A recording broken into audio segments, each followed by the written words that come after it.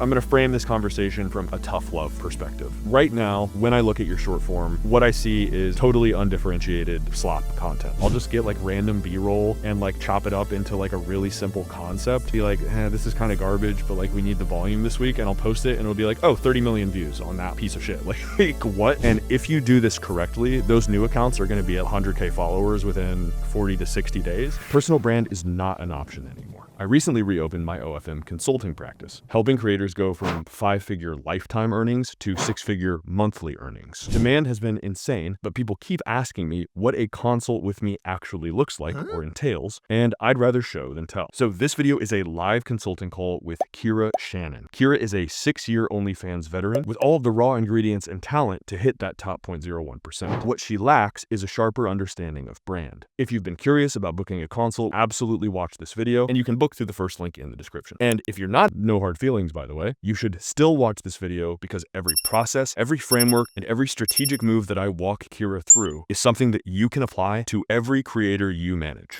Oh, one more thing, really quick. I just launched a free Telegram community for OnlyFans creators and agencies. I still love it when people leave comments on my videos, but if you want real-time advice, I am on Telegram every day, posting tips, running polls for future video topics, and personally answering OFM questions. So if you want to get better at using social media to scale your OnlyFans pages, hit the link in the description and join us. Again, it's completely free. All right. Thank you guys for being willing to publish this. For everybody watching, this is a live consulting call. If you guys want to introduce yourselves really quick before we get started. Sure. Hi guys, I'm Kira. I've been a creator in this space for 5 or 6 years now, and I'm really excited to start taking short form content a little bit more seriously and looking to build a bigger brand from that. Hey everyone, I'm going to be working closely with Kira and building her brand, and I'm here to learn just as Kira, and hopefully we're going to get a lot of good questions answered here. All right, fantastic. So I'm going to start easy, some softball questions, because from my perspective, there's not really any way to lay out like a cohesive framework for brand without understanding what your objectives are. So what is your goal? Is it like a financial number? Is it a follower number? Is it something that's less tangible? What are you kind of hoping to build here long term? My gosh, yeah, such a great question. Now, I think at first when I started doing OnlyFans, I was like, I just want to pay my rent. And now it's sort of snowballed into, okay, there's a very real chance that you can make a lot of money on this platform and build a brand simultaneously. So I guess my goal is always to have options. Does that mean making as much money as possible? Yes, because that gives me more freedom and more options to then continue to do OnlyFans, pivot to a cleaner, more personal brand in mainstream media, or buy a boring business in 5 to 10 years and run with it. So I don't necessarily know what that's going to look like, but I want to be in a really good place with having a somewhat mainstream, cleaner, personal brand than I think the typical OnlyFans stereotype, and additionally trying to make a really profitable page. Okay, fantastic. Well, I think I will definitely be able to help you with all of that. That's definitely something that I really like to advocate, especially for independent creators and especially for people that are a little bit more thoughtful, i.e. yourself. There are opportunities outside of OnlyFans. Like obviously from my perspective, I think OnlyFans is the solution to the creator monetization problem. Everybody wants to be an influencer. It's not quite so obvious how everybody makes money being an influencer. OnlyFans is probably the easiest way to do that. But you have sort of a fixed number of years, whether that's due to you wanting to be on OnlyFans, whether that's due to the longevity of the platform. We never really know what the future carries. So maintaining optionality, I think, is something that not enough people think about. I'm glad that's where your head's at. But obviously, like OnlyFans right now is going to be the primary goal. So in that regard, what are your current paid subs today? How many paid subscribers per day? I'm assuming that you have a paid page, it's not a free page. Yeah. So usually, unless I have some kind of crazy video go viral, specifically FTV shout outs are usually the biggest culprit of having a huge increase in subscribers. But right now, we've been seeing consistently around 1,200 paid subscribers per month. Okay. And then on a daily basis, Was that boil out to like 40 a day-ish? yeah, but I do have a lot of people who've been on the page for a while. So I would say it's probably, and I'm pulling up the data right now. And I'm just talking about just new subs. I'm not worried about recurring because obviously like I have no control whatsoever on your retention tactics or anything like that. So I'm In the only interested in new subs. Okay. In the last week, we've had 800 subs, so it's been about a little over 100 per day. Okay, Uh, fantastic. in the last month, it's averaged out to about 60.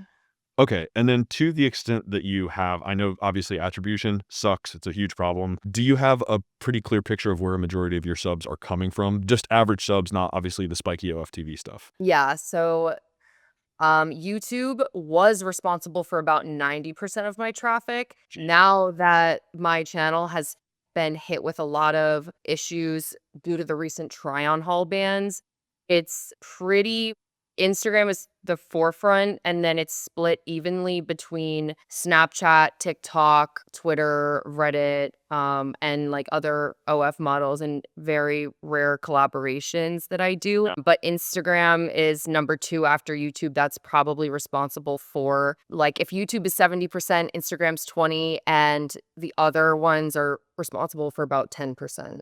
Got it. Okay. So I think obviously Instagram is going to be the primary focus of our conversation today. YouTube is a totally different ball game. I think that there's a lot of opportunity on YouTube, and we can kind of get into. I think that there are ways where you can increase your YouTube output and still see profoundly good results from that. And then also translate some of that YouTube content, maybe chop it up into short form. So you're just basically repurposing content that you're already creating. You're taking the highlights, you're putting them on Instagram. And we'll get into tactical stuff in a little bit. But yeah, I think, and frankly, like based on my evaluation, and again, we'll get into this in a second, I think that YouTube and Instagram is probably where an overwhelming majority of your focus should be. So I'm glad that's where the subs are coming from. And then last question related to short form content. And I'm only asking this. Obviously, you're comfortable doing it on YouTube. I'm only asking this because, as far as I can tell, none of your short form content contains you speaking. Is that something that you're comfortable doing in your short form content as well? Yeah. I think it hasn't included speaking because I've sort of been able to get away with not really showing personality. And I think it's been damaging for my brand, but it's also much easier to curate non-speaking content and create more of it quickly. So Yeah. that's been why it's sort of been like all of the focus has been on YouTube and longer form content now. But I'm definitely open to speaking. Okay. Phenomenal. Okay. So that's kind of it for the normal, like the standard basic run of the mill questions. I have a few questions about creative ops capacity. So it looks like an overwhelming majority of your content is shot by you. I'm assuming that you're probably doing most of the editing as well, but just obviously this is information that I'm somewhat blind to. In terms of creative resources, do you have a team? Do you have like editors? What do you have as far as equipment? I noticed that on some of your YouTube stuff, you do have a cameraman. Is that somebody that you have consistent access to, or is that like a gig worker? How does that all look for you right now? Right. So I'm primarily shooting everything myself. And that's just either with a tripod, whether it's Instagram photos or YouTube content. Most of it is shot by me. I have within the last like 2 weeks worked with one photographer where we got more like walking reels content in motion. So that's something that I do need a third person for or a second person. And then, I mean, I'm moving to LA, so I'm hoping that it's easier to find more photographers and videographers. Someone part-time, probably 1 to 2 days a week, ideally 2, to shoot as much as possible because at this point, shooting it myself, although I like how my content comes out and I think it looks really clean, it's just a time thing. Like it will take me maybe 30 minutes to get shots by myself that I really like, but then the time in between that and switching out batteries and figuring out SD cards and make like just it's doubles the time that it could take. So, Kira, real quick, is the majority of your content currently filmed on an iPhone or filmed on a camera? Most of it's being filmed on a small mirrorless camera. Okay, awesome. Well, that's great. So I don't edit any of my YouTube content, but all of my Instagram photos, Instagram reels, any kind of short form content, I am editing. And I'm Okay. hoping to not do that. It's been Yeah. really hard for me to find someone who has like good turnaround because photographers and videographers notoriously almost every single one I've worked with horrible turnaround time on edits. And I need people who are dependable because I work on a weekly schedule. If I don't have those edits by Friday, I can't upload and schedule them for Monday. And then like Tuesday through Thursday, I'm shooting. So when am I going to edit stuff then? That's been a form editors. Long form, I have a great YouTube editor. Okay, fantastic. And I'll give you we'll get into a little bit of that on the tactics side, but after the call, I'll send you like our whole creative ops playbook. So, and Okay. I'm also going to be doing a video soon on like best practices for hiring for creatives. So hopefully that'll be helpful as well. Awesome.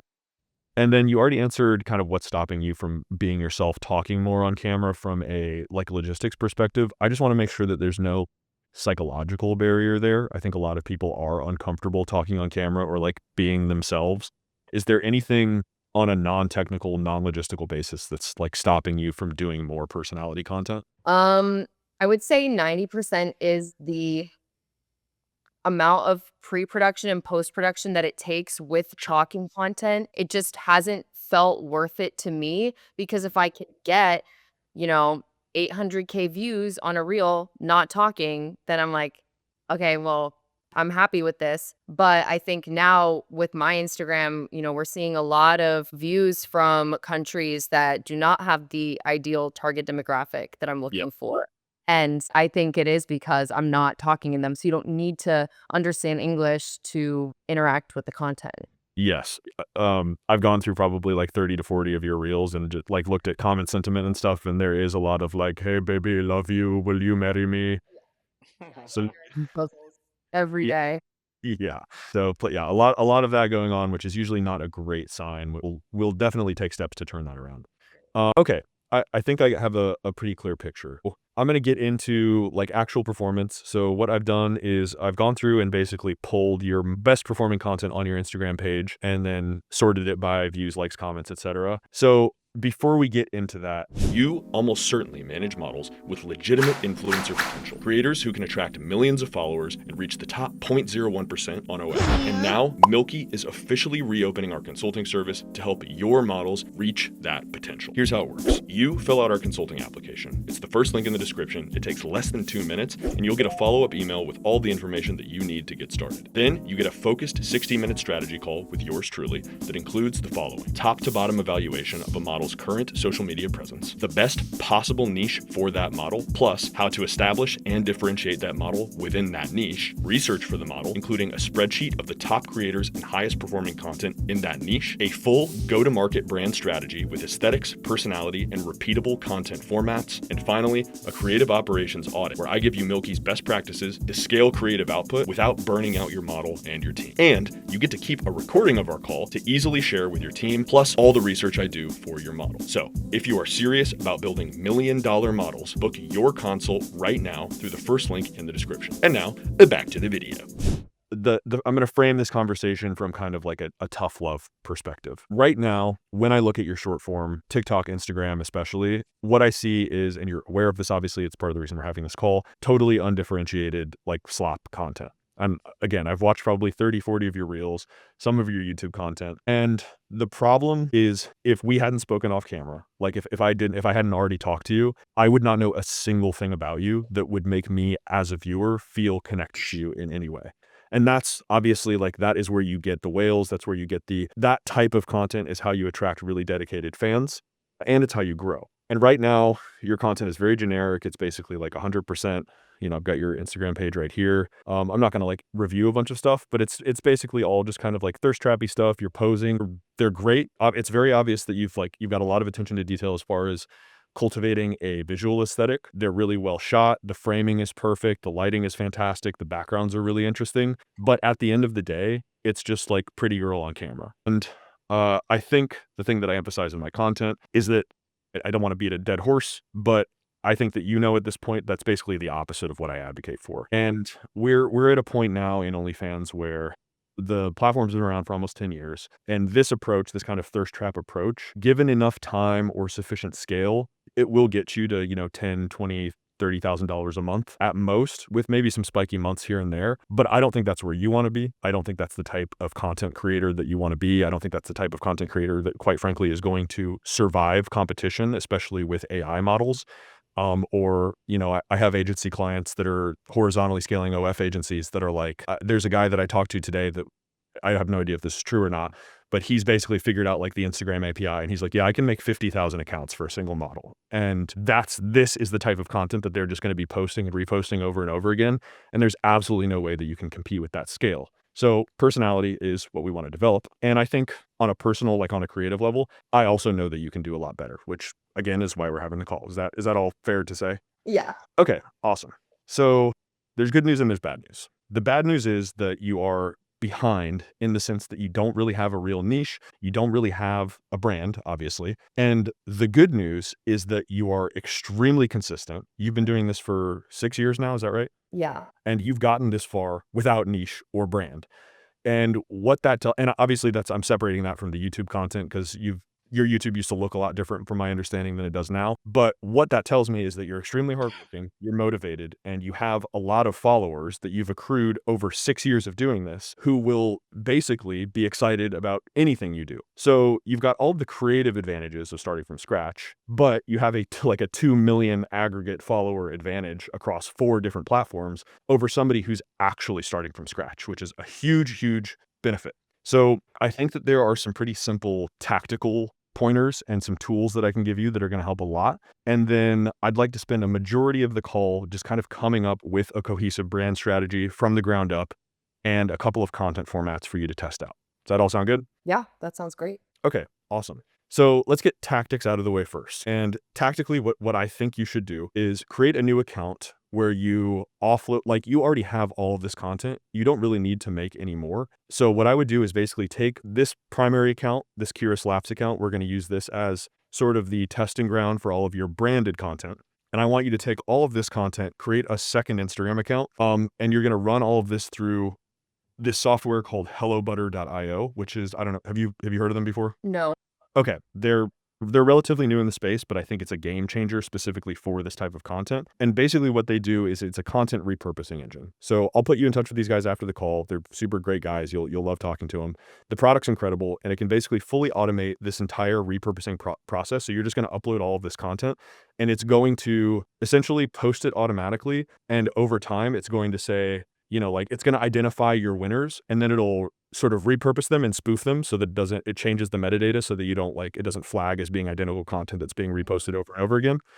And you can basically just fully automate this type of content. So I think it's obviously going to save you a ton of time, and it's going to save you some hires that you would otherwise have to make. So that's what I would do with this stuff that you already have, because it's not, I don't want you to feel like all of this has been for nothing, because it absolutely hasn't been. And then the other thing that I would do is make a third Instagram account, and I would call this like, I don't know, Kira outfit of the day, Kira OOTD or something like, I'm sure you can come up with something better. That's just the general theme. And I think that you should take your try-on haul content that was performing really well for you on YouTube and just move that to a short form medium. So basically doing like mini try-on hauls where you're just putting on like a specific outfit rather than like a bunch of different outfits. And you're talking to the camera. You're kind of like, you want to make it feel a little bit like you're trying it on for the viewer.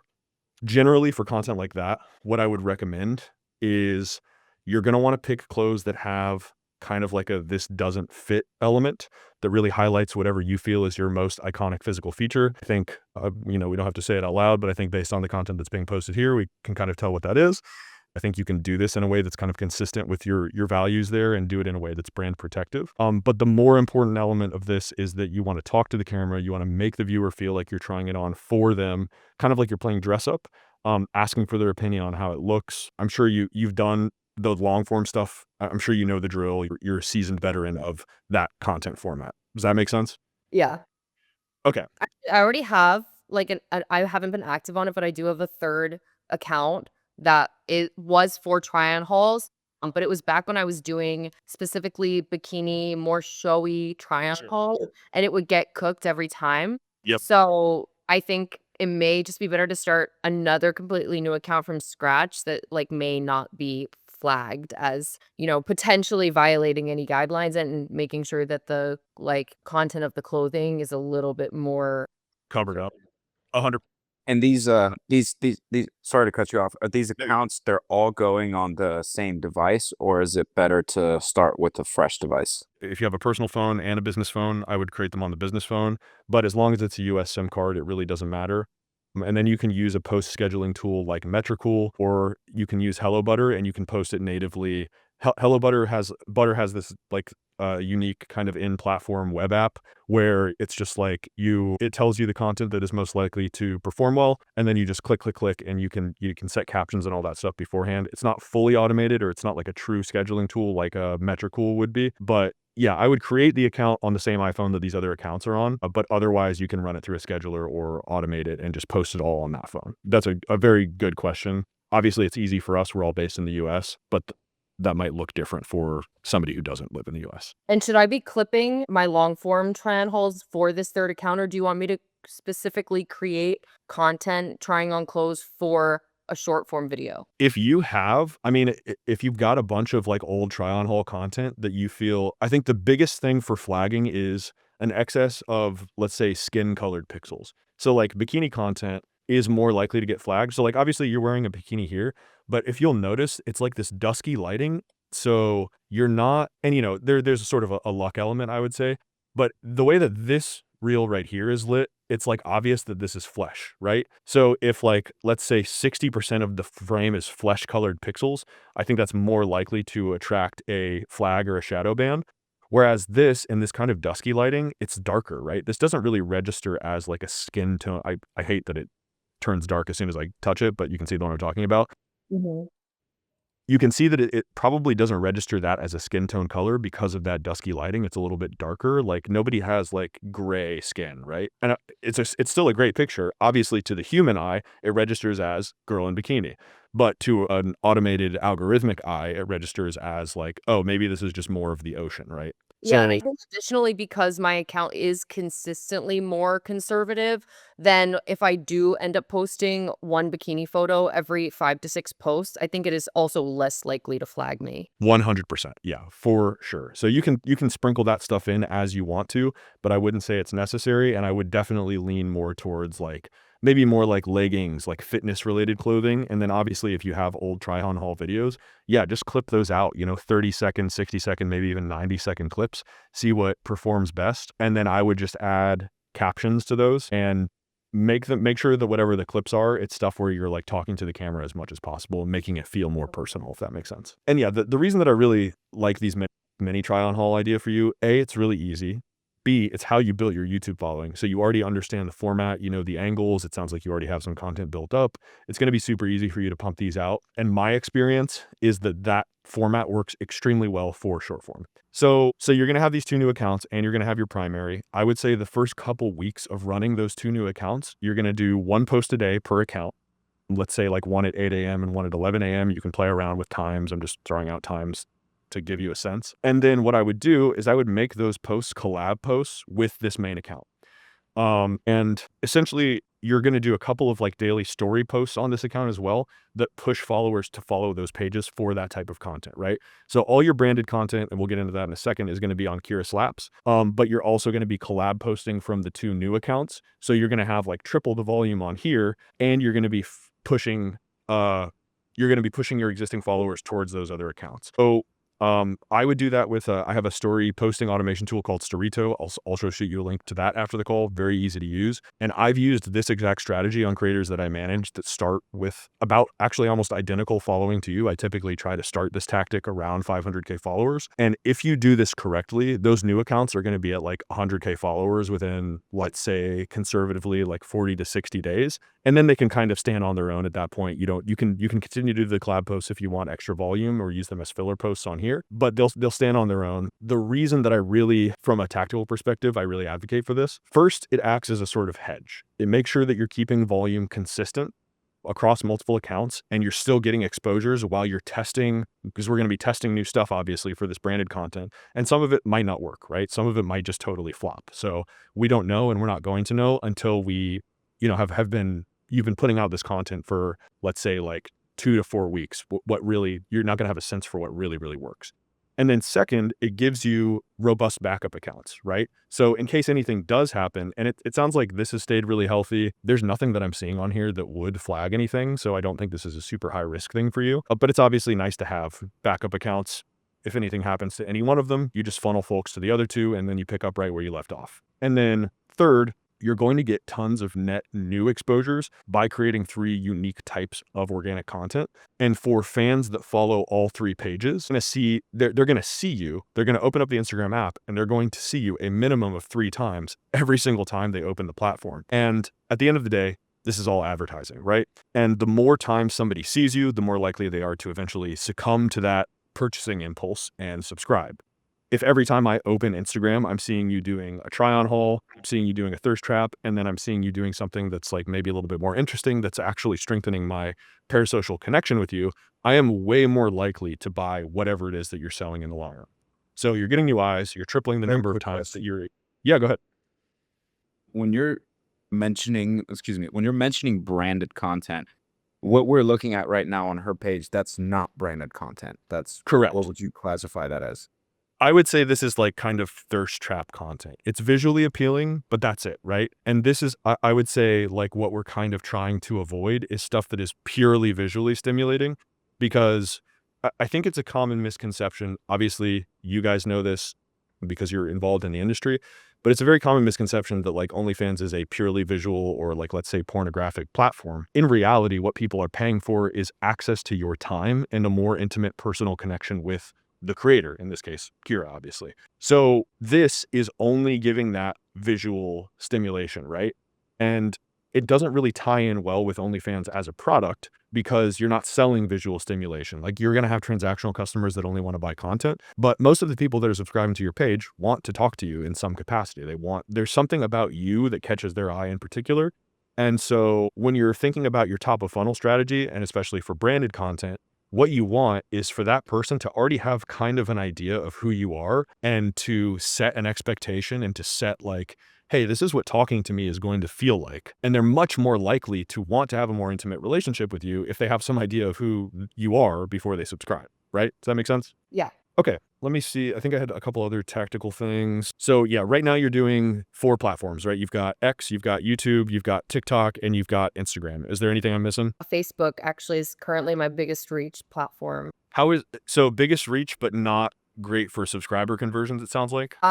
So we only just started tracking Facebook, but I do think now it's outperforming my Instagram. So Okay, I interesting. doubled my Facebook posts about a month ago. And in that month, we've doubled revenue from Facebook ads, but we went from like 30 million views a month to now 70 million views. And most of those people are in a pretty ideal demographic, which is, I would say it's about 30% US based and men from 35 to 55. Okay, fantastic. Okay, awesome. So let me add that in here. And that's going to be mostly Facebook Reels, right? Actually, it's both. The carousels and the reels are actually, my Facebook carousels are outperforming my Facebook reels right now. Okay, and actually I noticed too that that's something that I wanted to touch on here. I noticed that the same is true of your Instagram content. Your carousels rather are consistently performing at a higher. I don't have access to views on carousels, obviously, but They're just from doing anywhere from 500,000 views to, up to 2 million views per carousel. yeah, and the likes are obviously there as well. So no changes there. Keep pumping out carousels. It looks like you're doing 1 a day. Is that right? Yeah. Yeah. One every weekday. 1 every weekday. Okay. Yeah. I would try to batch create so that you're putting out content on weekends as well. And then I would just schedule those in advance. If you don't like to work weekends, either hire a VA to schedule it all for you or just schedule in advance using a tool like Metricool. If you're not familiar with how to use those, we can talk about that off camera. I don't want to waste consulting time talking about a software platform. But yeah, I would definitely advocate for using a scheduler, and basically you should be able to just post all the content that you're creating. You should be able to post on every single platform in one place very easily. Metricool is my favorite way to do that, but whatever you want to use is good for you, obviously. That way you're not posting natively on 5 different platforms because that's insane, obviously. Okay. So for the account that we want to make and have that just be thirst trappy, then for my branded account, we'll continue with the typical carousels, but then with reels, have those be more branded. Am I Correct.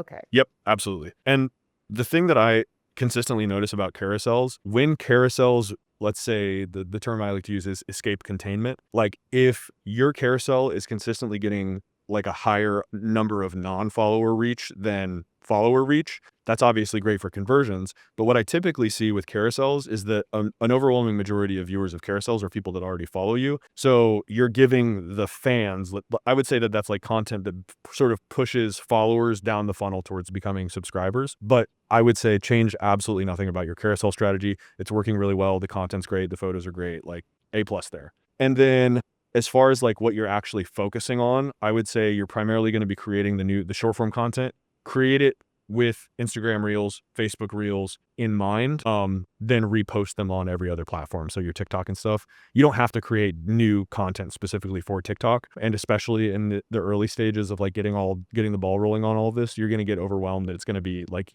you're going to put out lower quality content on 5 platforms when you could be getting more out of pushing really high quality content on 2 platforms and then reposting it across the other 3. When Super Creator reached out to me asking me to test out their CRM along with their integrated AI chatbot, Izzy, I didn't expect much. I've been very skeptical of AI chatting. I assumed that LLMs would hallucinate and create continuity issues, that the conversations would be low quality, and most importantly, that an AI would never be able to outperform human chatters when it comes to sales, which is what matters most. And on all 3 of these counts, I was dead wrong. After completing the onboarding process, where Super Creator ingests every detail about your model from eye color to conversational style, I personally tested Izzy on a free page with over 80,000 subscribers, and I was absolutely blown away. Izzy not only flawlessly imitated the model's personality and texting style, it had context-sensitive conversations with 0 hallucinations, with over 2,000 fans in a single day. And it sold more PPVs in that first 24 hours than I had sold on that page in the previous 3 months combined. And that's not a fluke. There are over 25,000 creators and agencies that are using Super Creator today, and Izzy has sold over $180 million of PPVs since its release just a few months ago. If you followed me for a while, you know that I only advocate for products that Milky actually uses and believes in, and Super Creator falls firmly into that category. So if you're an agency that's looking to dramatically cut chatting costs without sacrificing chat quality or revenue, Izzy is the solution, and I strongly recommend that you check it out today. And they're giving my viewers an insane deal. If you click the first link in the description and use promo code Francis at checkout, you will get 30% off plus 2,000 free AI messages to see for yourself just how powerful Izzy is. Now, back to the video. Does that make sense? Yeah. Okay, awesome. And then this was just an observation. On your main Instagram, it's roughly almost exactly 3 years old as far as I can tell. I think your first post was almost exactly 3 years ago. So you've got 207 reels on there. Only 7 have broken 1 million views. And then 4 of those 7 were collab posts. So to the extent that you're able to collaborate, it sounds like there's probably going to be more opportunities to do that in LA. That's always just a nice thing. Like if you want to make industry connections, it's by no means obligatory, but obviously that works really well for you. I think you'll probably get a lot more mileage out of branded content, but just an observation, right? Okay. So any more questions about tactical stuff before we move on to brand strategy? Anything in particular in terms of optimizing like a film schedule versus upload schedule? Like, is there an ideal time to film, post? Like, what kind of lighting works best? Anything that's like, kind of a one-stop shop of like, hey, do this, or else. You know what I mean? I would say, honestly, like Kira already has a really good grasp of lighting, framing, like all of the principles that you understand that you're utilizing like extremely well in all of these. Like you have a huge advantage in terms of you've got experience. You clearly know your angles. You clearly know what, like all of these are really well lit. They're shot on a high quality camera. Like these are objectively beautiful images. You just need to throw in that personality stuff. So I would say like, this is gold standard on a visual, on the visual front. I wouldn't make any changes to what you're doing in terms of like how the shots are actually composed. It's just the content that's going to change. Gotcha. Okay, I just want to run like my current weekly schedule by you and see what your thoughts are for that. So right now what I'm doing is Monday is always administrative, whatever editing, scheduling, or like hiring tasks, any kind of thing that involves me being at a computer and reviewing things happens on Monday.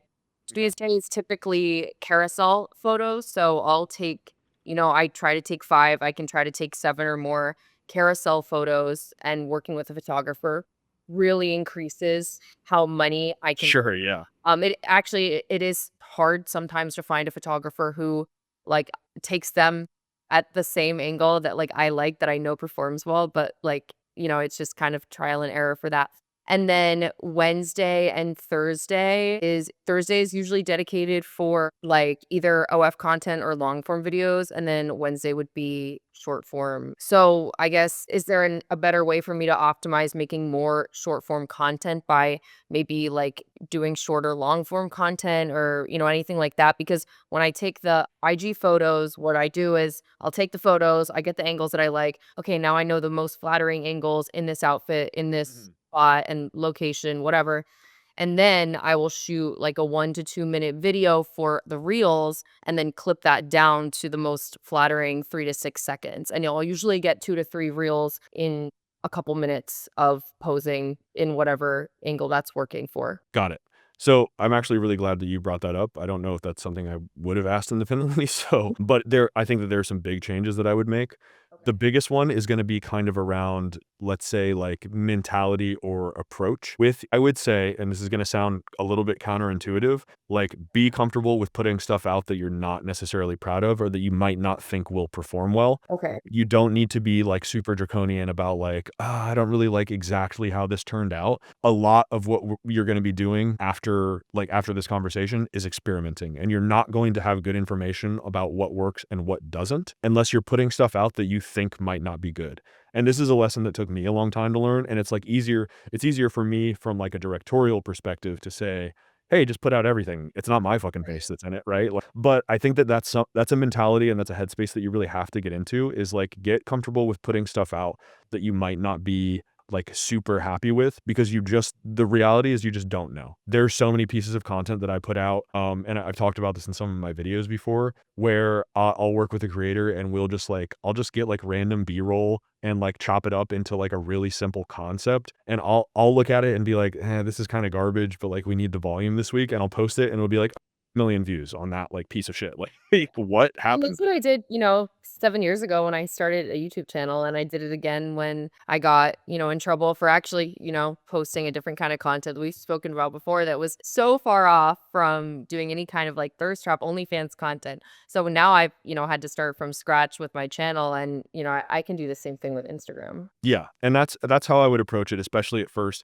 Over time, you're going to get a better sense for like not only what works, but like what creatively satisfies you. And I would be guided by that instinct. Like you should enjoy this process. You should enjoy the content you're creating. And we're going to talk about kind of what that looks like in a second. But yeah, from a filming perspective and like a scheduling perspective, I would also say you're probably going to want to dedicate 2 full days to short form. And I would just do carousels on the same days that you do short form. Obviously, it's going to be easier if you have a photographer, but like carousels, I think, are something that should almost feel like free volume. You obviously are putting a lot of effort into your stuff. You're going to a location, you're wearing nice clothes, you're posing and stuff. But like on the days that you shoot short form content or even long form content, even if you're just at your house, post stuff of like you on set, like post carousels of you like setting stuff up, like give people kind of a little behind the scenes sneak peek about what your life is actually like. So you can express personality through carousels as well, right? There's like the basis of, before we had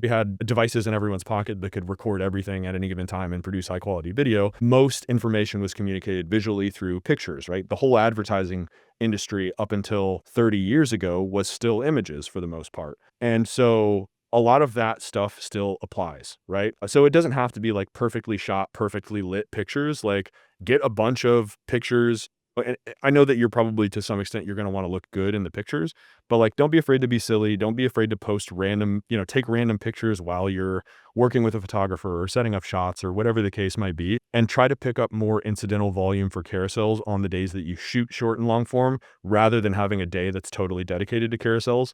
This is something I've actually never done with any of my creators, like having a whole day that's just photo shoots. Incorporate that into your other production time, and I think that you're going to see way better results over the long term. Yeah, so like for example, I was working with a photographer, and it was our first time working together, so I think it maybe took a little bit longer than it would if I was like by myself or with someone I was working with consistently. But we were doing essentially outfit, get 3 to 5 good shots in the outfit, and then a couple quick reels. And we did 9 outfits, and it took about 5 to 6 hours. Yeah. Just for the carousels. Right. Yeah. I would definitely scale that back a little bit. And then also, like, if you still want to do that, if that's really important to you, Yeah. what you can also do is write short form content and record it on the same days that you're doing the carousels, right? So you're doing an outfit and you're doing, one carousel in that outfit, also do 2 or 3 pieces of short form content, like scripted short form content in that outfit. And then when you do the next outfit change, make another reel on top of the carousels so that you're consolidating that time a little bit better. Okay. So I have a few ideas about this. I definitely want to spend, and it's totally fine if we go over time, by the way. I've got a few ideas for new short form like content formats based on the form that you filled out prior to this call and then some of our previous off-camera conversations. But I really want your input first. And I'd like to frame this as kind of a thought exercise. So if you were starting socials again from zero and not even thinking about promoting OnlyFans, but you were just being authentic and true to yourself and making social media content, quote unquote, for fun, what type of content do you think you would make? YouTube content, 1,000,000,000% every time. I would always go for YouTube content. I mean, either like short form, but like talking about my day, my travel content on YouTube. We've spoken about this a lot. I have, a completely separate travel channel that I do not market on any of my socials. Most of my followers don't even know that I have it. So I would be doing more high quality, intentional content, talking about my life, talking about sort of like my outlook on things. Because I think it's very unique. I don't think that we see a lot of people in like the industry who like really have a super healthy positive mindset, and I would love to share more of that, and I think I do a good job of that on my travel channel. But I would probably share my hobbies, like, and make art. Like, before I was even doing OnlyFans, I was doing very creative, very tailored and intentional photo shoots, doing portrait photography. So, and that's kind of where the carousels come in, and why I've been able to figure out like the right angles and whatever cameras to use in lighting, because I was in portrait photography for a long time prior to this. So I think always portrait photography, and always just trying to add value and like share my life with people, and share my outlook with people in a positive way, because I think there's a lot of value there that like people would appreciate. And also like I love my random hobbies. Like, we've talked a lot extensively about like how many hobbies I have, and between that and traveling, like, I just love doing them. Maybe a suggestion or a quick question even. Sure. So I've gotten to know Kira pretty well, and I know like her goals and her, basically her future as a content creator, not just someone who is trying to market OnlyFans. And I do think like she has a very, cool outlook on spreading a message of positivity and hobbies and travel and all of that. My only concern, with this call and that type of content is I don't know if the demographic that it's going to attract is going to convert well over to OnlyFans. So, my question, or I guess maybe even a statement is, is there a way to kind of separate the two? Meaning like, or does it need to be more targeted? Like, does the content that we're creating for, this new brand, does it need to be hyper specific towards conversion for OnlyFans or attracting a specific demographic? And then keeping the actual, what Kira wants to do with travel, spreading positivity, because I'm imagining that type of audience would garner, I would say, more girls, or maybe even at least like a younger audience. Yeah. Who may not convert well over to OnlyFans. Hopefully that made sense. I know it's a No, bit that all makes over it. that makes perfect sense. And I think your head is in the right place as far as like those are the right questions to be asking. But I think what we want to do, rather than thinking, okay, how do we separate this from the OnlyFans brand? I want to think about how do we combine them? How do we create content that is appealing, that spreads that message of positivity and incorporates your interests, that is also viable for promoting OnlyFans? And think about like the biggest creators in this. So I think, and I say her name constantly, Camila Araujo, I think, is a perfect example of somebody that like has a very unique personality. Most of her content is personality oriented. It's not really in a particular niche, right? Like, it would be hard to look at Camila Araujo and say she is particularly good at any one thing. And I think that that's not necessarily like where we should start, but she's a really great example of somebody that is appealing to the OnlyFans audience insofar as like she's built her entire career in terms of monetization on top of OnlyFans.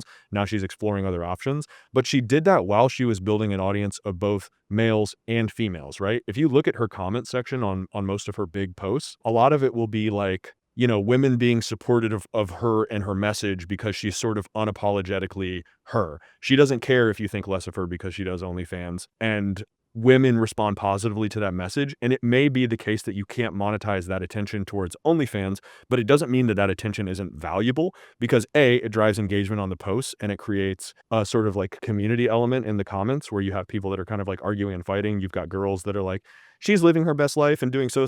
And then you've got the guys that are like, she's a thought, she's ruining morals or whatever, the things that people say in Instagram comments. Yeah, I've also seen kids go up to her in public, Right.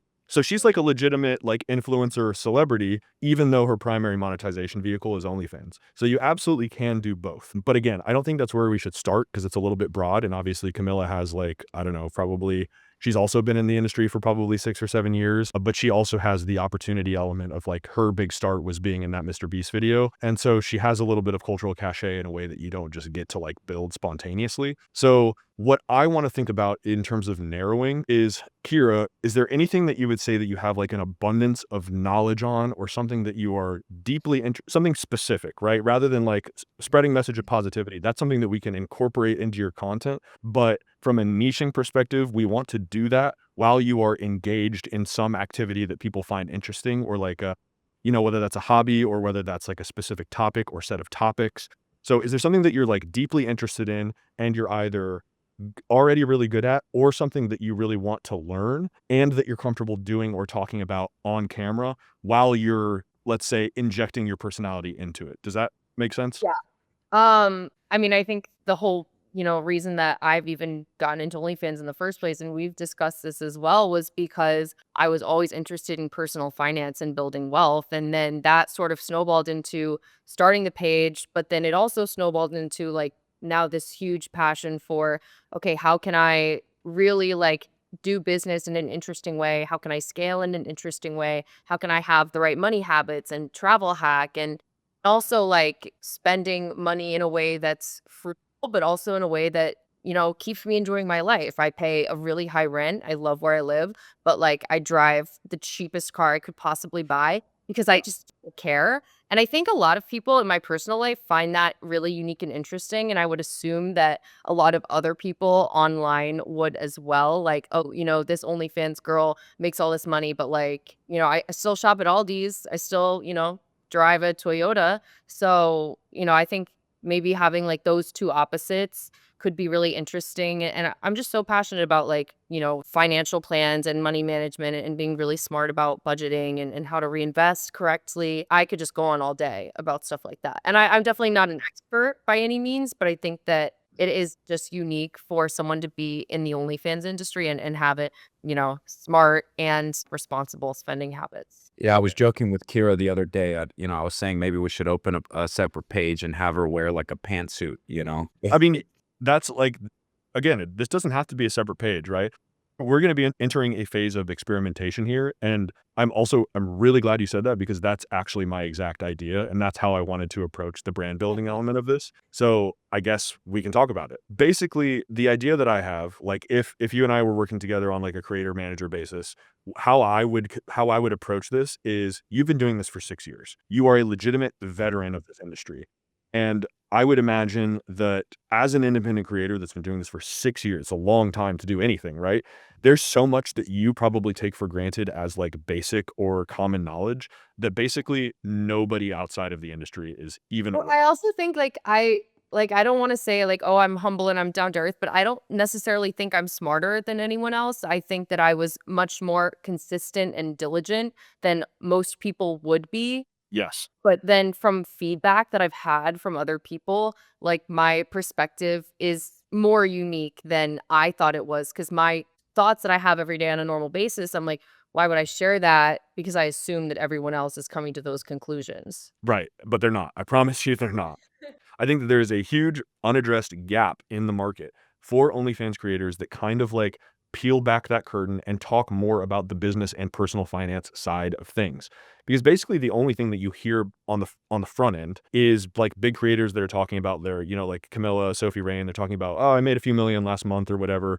but there's nobody that's like actually explaining how the actual business of OnlyFans work. They're talking about, business psychology, scaling, strategy, personal finance in a way that is like fun and digestible. And the reason that I think that this is such a rich opportunity space and something that you absolutely should pursue is I'm trying to think of how to frame this properly. First, it's a really deep well, right? There's like nothing, you'll never run out of topics to cover in both short and long form. If you look at the biggest people that are in like the personal finance or like financial responsibility space, like the Dave Ramsey type guys, first of all, exactly as you said, like you don't have to be the smartest guy in the room to like share knowledge. Dave Ramsey, I think repeatedly is like, I'm an idiot. And the reason that this stuff works is because idiots can do it, right?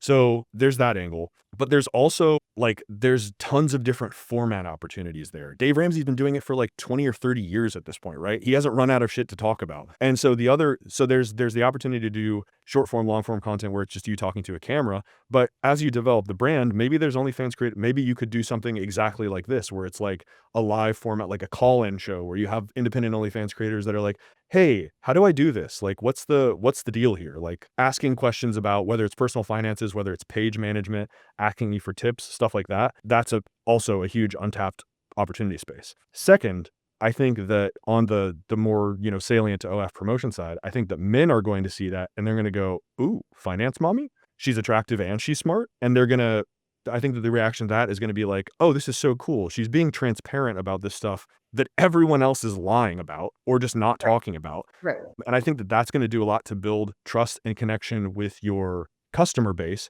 and be a super strong differentiator that separates you from any other creator. And then I would also argue that this is also something that most creators probably can't do unless someone else is literally giving them a word for word script. exactly. I mean, we spoke about this. I started my broth area when I was 18 and then Yeah, you can talk about this stuff and you can do it scripted, obviously, and like to some extent you should. Yeah. But you can also speak about this stuff extemporaneously, which is why I think like a caller format might work really well. And then the third reason that I think that this is a good way to go is kind of alluding to what I was talking about earlier with like Camilla. I think Ari Kitsia does a lot of this too. You're going to get more than just men with this content. You're going to get incidental traction with female entrepreneurs, especially like OF girls who don't know anything about this stuff, who might be, maybe they're getting fleeced by like management companies because they just don't know. They don't know what the appropriate percentage is. They don't know what the management company should be doing. And I talked to an agency last week that has a creator that is making like $150K a month, and she just bought a Corvette on like a 20% APR loan. And it's like, you realize you could have just bought that cash, right?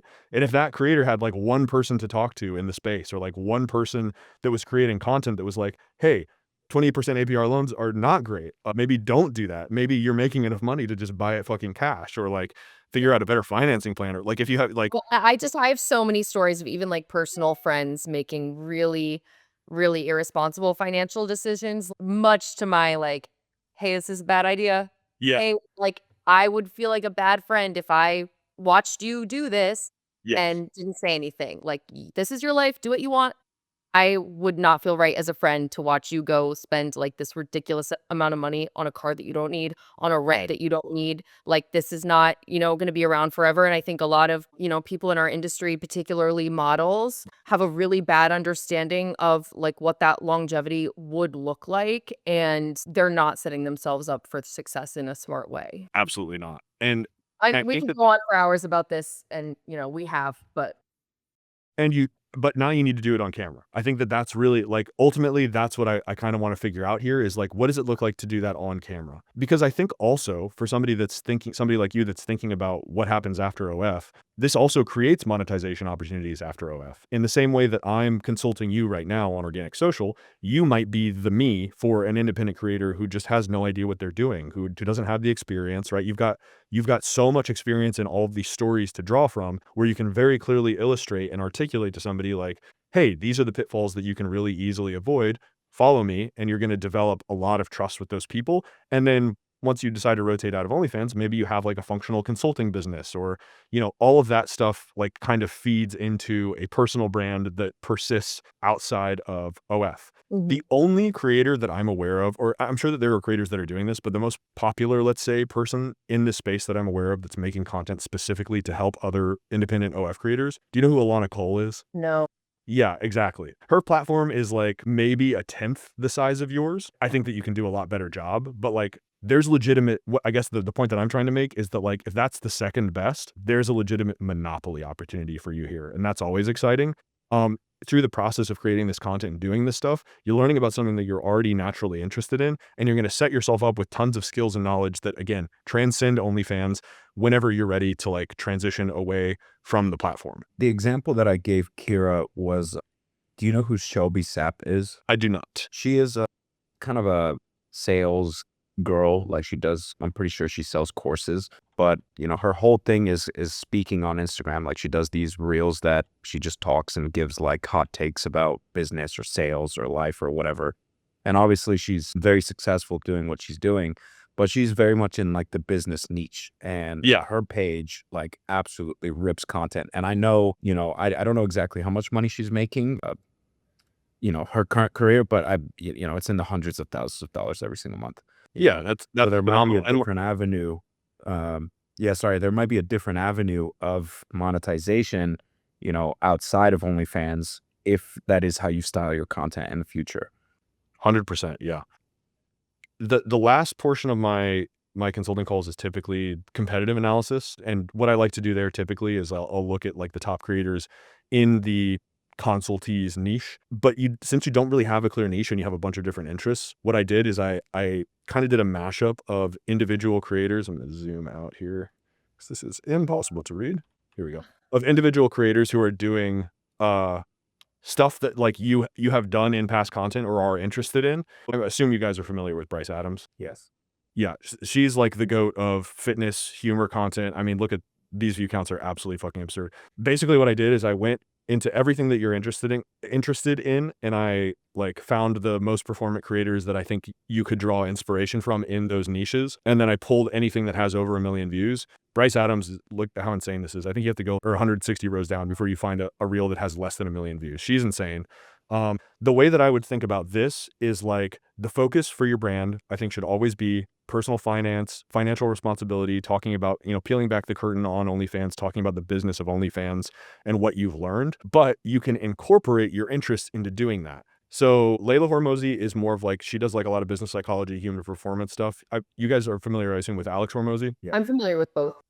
Okay, yeah. Her content's fantastic. Her short form stuff is really good. I think she's obviously their focus has been primarily YouTube, but she's got some killer short form stuff that I think Flip it all down and then pump it out. I mean, I even they started do. seeing videos of Alex saying they're posting 100 times a day. So even just when she's getting ready, she has someone with a DSLR set up and she's talking to maybe a producer or an assistant or someone all the time. Yep, exactly. And that like those formats work really well.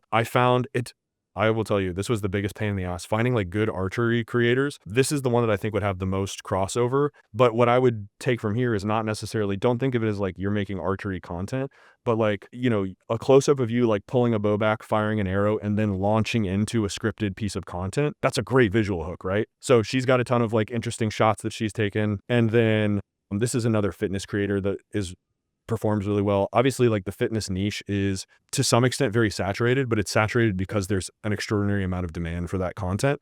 So it's something that I would consider incorporating into, again, think about it as like, you know, you're banging out reps on the lat pull down, or you're doing squats while you're talking about something salient to business or OnlyFans, or, you know, building on that personal brand while you're incorporating your other hobbies. Does that make sense as like on a tactical level? Okay. Yeah. You'll get this spreadsheet after this call. You'll have access to all of this, so you can just parse through all of these. Again, I don't want to click. This is hundreds of reels, so there's no way that we're going to be able to watch all of these or any of these. But I just wanted to kind of leave you with that before we open the floor to questions and talk about potential formats. So, okay, I'm out of breath from talking. So what questions do you guys have? I have a quick question. I met a few guys that are very successful in the OnlyFans space. They run only about, I want to say like 10, 12 pages, but they're doing about, profit, close to over $1 million a month, right? Fantastic. And so these guys kind of specialize in organic content. What they told me is that, every piece of content needs to have sort of a trifecta of value that it brings. So it's got to have like an aura of sexuality, some type of a hook, and then like a specific value that comes out of it. Do you have any anything like that? Do you have any type of, a specific guideline on how to film content? Like, what are the 3 pillars? Does it need to have a super specific hook, like a beginning, middle, and end?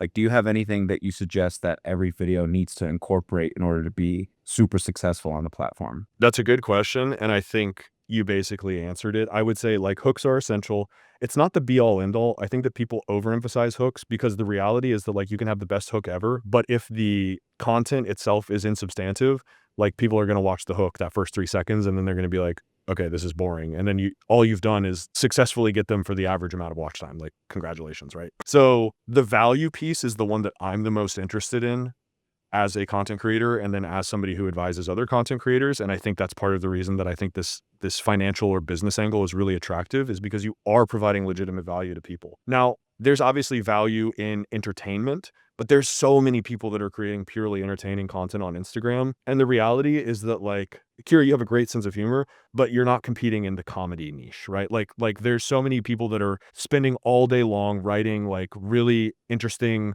like creative comedy content, or they've formalized it to the point where they're able to just churn out really high quality comedy content on a daily basis. It's really tough to compete there.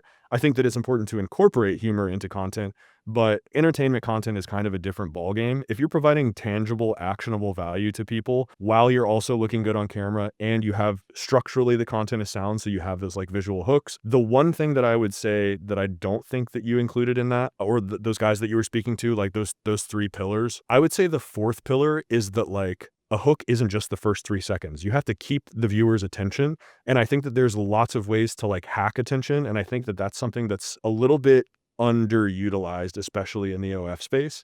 And so the way that I like to think about it is, if you have like let's say a 15-second piece of content, every 3 seconds, there should be like a shot change or a sound effect or something that is like grabbing the viewer's attention and getting them to stay for those next 3 seconds.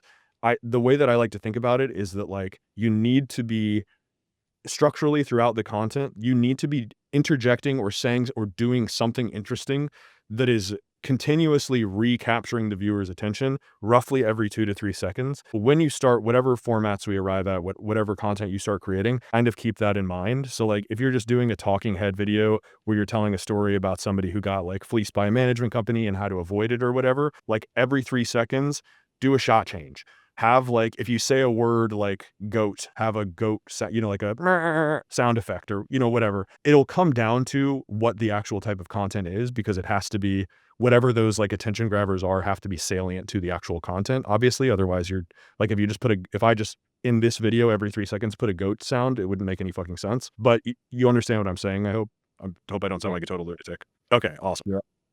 As well. And you've said in some of your other videos the importance of making your short form content instantly recognizable and unique. So, what's a good way of going about that then? I mean, I think the hauls is pretty straightforward. The thirst trap is like somewhat straightforward, but I use, the same angles. But for, branded content with what we're talking about now, how do I do that? I think honestly, like the pantsuit idea isn't a bad one, right? Having like an iconic, I'm not necessarily saying it's what you have to do, right? But Yeah. there's a way to make that sexy. And there's also a huge cohort of men that find like corporate office attire sexy, right? Like if you're like presenting yourself as if you're like finance mommy or whatever, there's an appeal to that. And it might not be the appeal that you like typically associate with yourself, but I would at least start thinking in that direction of like, Okay. you know what I mean? So like for any content where you're just sitting down in front of a camera, think of it like costume. Have a costume, right? Have something that is like iconic and unquestionably you, so that as soon as a person who's seen one of your pieces of content before sees, oh, it's the hot pantsuit OF finance mommy girl, I'm going to watch this piece of content, like they immediately recognize you as you. There's obviously there's a visual component to that. There's also audio components. So you could have like a little catchphrase. You could start every video with something. You could have like a sign off or something like that. Typically, I think with catchphrases, or like if it's an audio thing, you kind of want to you tend to want to front load that, because not everybody's going to stick around for the entire piece of content. So, Hmm. but there's like lots of room for play there. And the reality is that there are structural components that we know that make content work, and there's ways to sort of hack attention and the dopaminergic reward system. But there's not a formula, right? So like, don't think, I think something that people run into is that they figure out a format that works and they beat it to death. For some content creators that works, for some content creators it doesn't. Some people do totally unique skits and they don't really have like, you'll watch the whole thing because it's a fascinating premise and you'll rewatch it and you'll be like, wait, this didn't even have a hook. Like, why did I stay? So just experiment, right? There are like, I think it's good to have sort of a foundation, and it sounds like you kind of already have all of the foundational knowledge in place for like what generally makes an individual piece of content performant, but don't be afraid to play around. Okay, and additionally, I've been very careful about never disclosing my personal income, and I don't really want to, but how are we going to be able to sort of navigate that with creating financial and business advice? Sure. Because like I think, it probably would be helpful, but I think it's also bad business to disclose how much you make for social and business reasons. Then, I'm already getting the OnlyFans tax on any kind of service provider that I work with. Once someone knows what I do for work, immediately, the price is going to increase. So even like socially, I don't really have a problem with it, but I don't want to have a problem with it in the future if people are like, Sure. she makes X amount of money a month, so like she can afford it. Because I know that's a very common like thought that people probably have. I would say that there's a few different ways to skin that cat. First is, like, you don't necessarily have to disclose how much you're making to still be an authority on the subject, right? Like, you can say, I've been doing this for 6 years. One way that you could approach it is talking about like past earnings. So like the first month that I did OF, I was making this much. Now I'm making roughly this much, or, something along those. So you're not necessarily disclosing exact actuals, but also like the reality is I think that stuff matters a lot less than you might think. And I think that people aren't really necessarily turned off by that. Like, again, thinking about the biggest creators in the space, Sophie Rain will just outright say like, yeah, I made $47 million last year. It's not like I guess I'm more concerned about whatever ramifications it could potentially have in my personal life because I don't typically hang out with other people in our industry. I hang out with a lot of people on the back end. I absolutely love how smart a lot of people are that and those relationships that I've had. I don't spend a lot of time socially with models. Most of my friends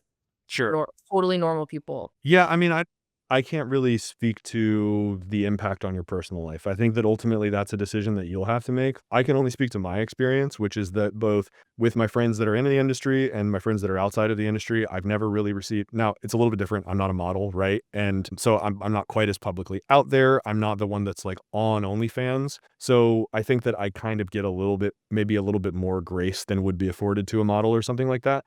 But I also think that that sort of presents an additional opportunity space of like, not necessarily trying to normalize it, but like, hey, I'm a business person. And like, you might look at all of these other OnlyFans content creators and say like, this is not a person that I should take seriously, but you're the one that's peeling back the curtain. You're the one that's saying like, this is what I'm doing. These are the tactics that are working. And it's going to be very obvious. Like I've obviously me having spoken to you off camera, it's going to be really obvious to people very quickly that you know what you're talking about. And I think you have an opportunity to actually create that respect for yourself or earn that respect, not just from the audience, but from those people in your personal life who you might have concerns about like off-putting or whatever.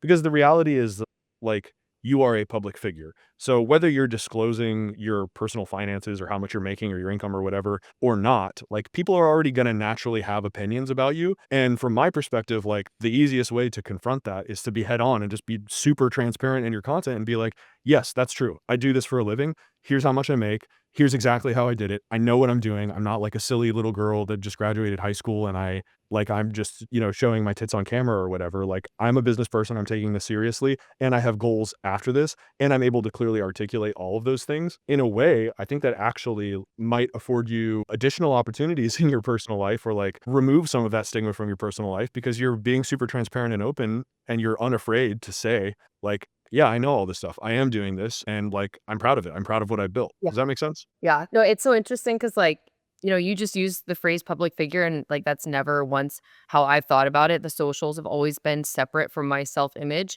And I think that is like something that we can also go into and share because you don't really wake up and you're like, oh, now I'm an influencer. Now I'm well known. It's just, consistency over time and getting views and then people identify it first. It's always external. I want to add to this as well. You know, I've definitely been around a ton of influencers and maybe even some that you would consider celebrities, either in the space or even outside of the space. And like their minds work in one way. They're online with the sole purpose of garnering as much attention as humanly possible. And that's not to say they're willing to say and do anything and everything, but that is to say that their online persona almost has nothing to do with their in-person persona.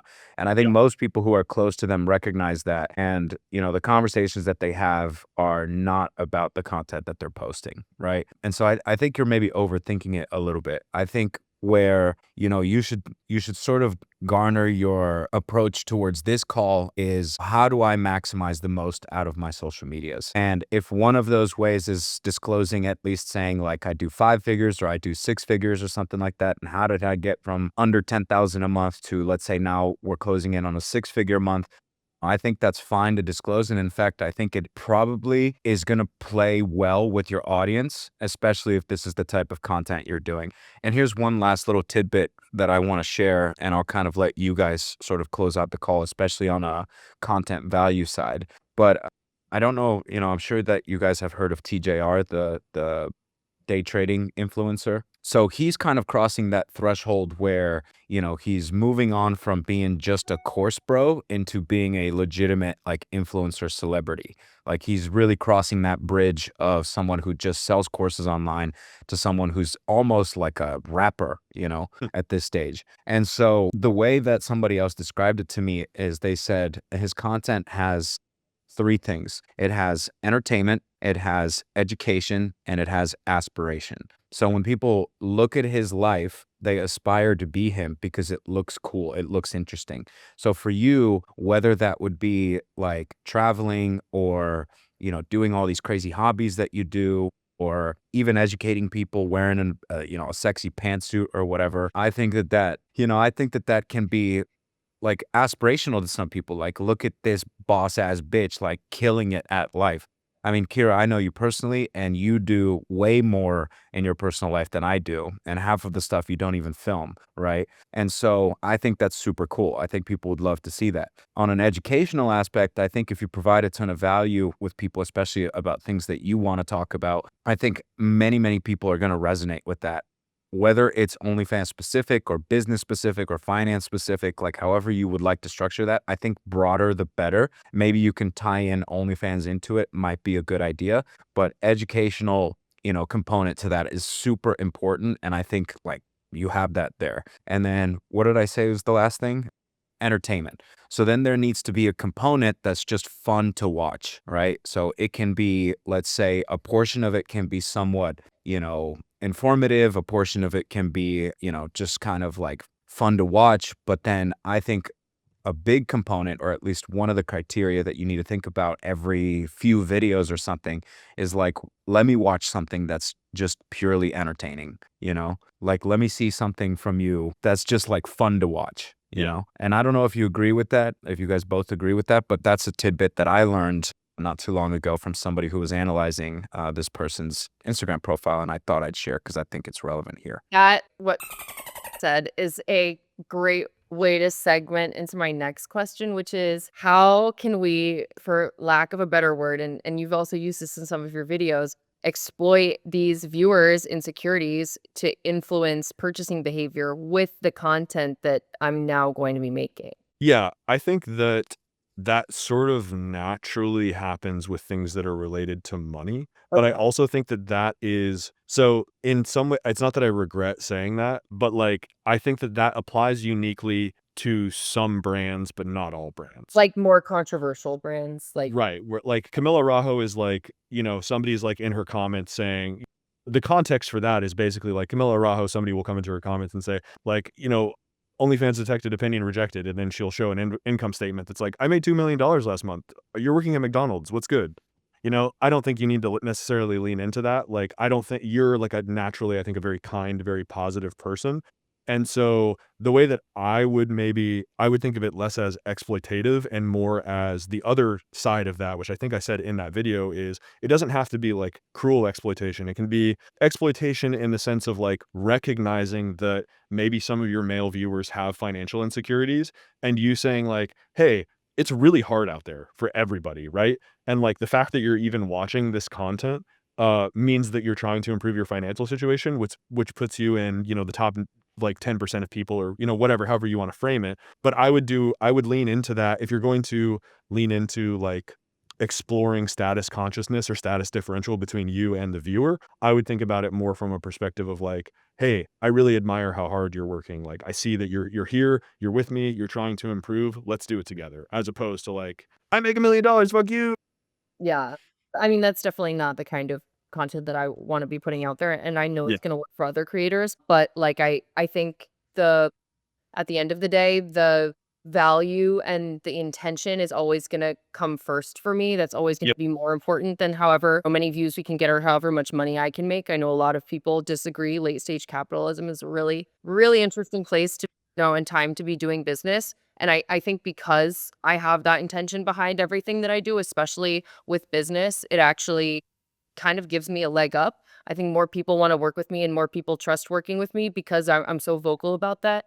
And I think that would also be just really interesting to make content about like those opinions too. I agree 100. I definitely think that like leaning into the positivity, making that a unique part of your brand is essential for you. And I really like what you said about being guided by intention rather than dollars, because in my experience, the more authentic and true to yourself you are, the more that's going to read in the content and the more people are going to connect with that because you're not lying to them, right? That's obvious. Like, you can tell when somebody is lying to you. You can tell when somebody's putting on a front.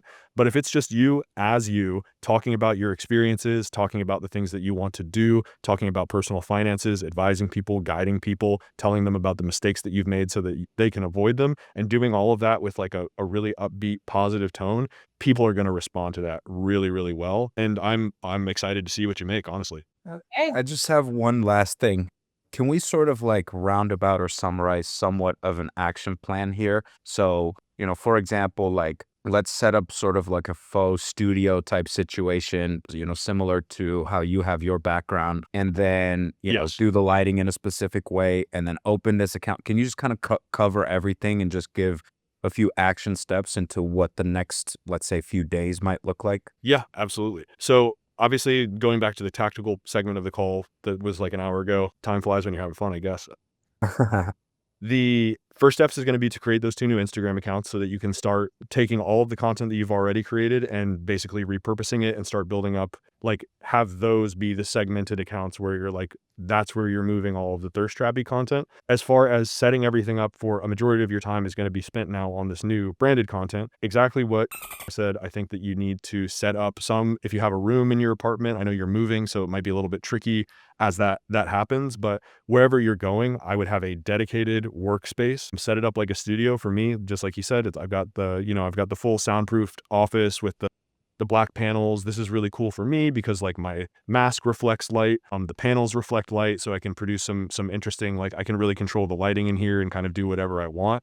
You have a naturally, I say naturally, but again, you've been doing this for 6 years and you've studied it. So I'm going to not take away from the hard work that you put in. You understand lighting, you understand framing. So how I would approach it is set up that studio space, make it something where it's as easy as possible, where it's just like click, click, I turn on 2 lights, I turn on a camera, I can record, because a majority of your time is actually probably going to be spent writing the content.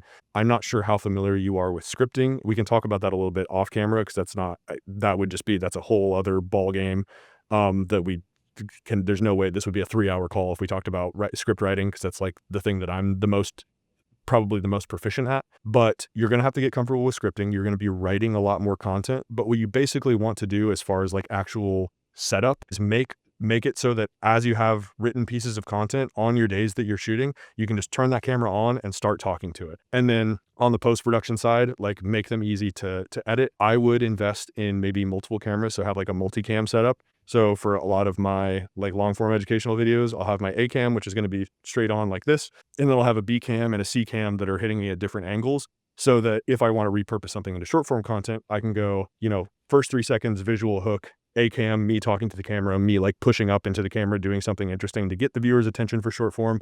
And then every 3 seconds, I'm switching camera angles so that there's always something interesting. There's always something dynamic and changing that's going on. But that's where I would start.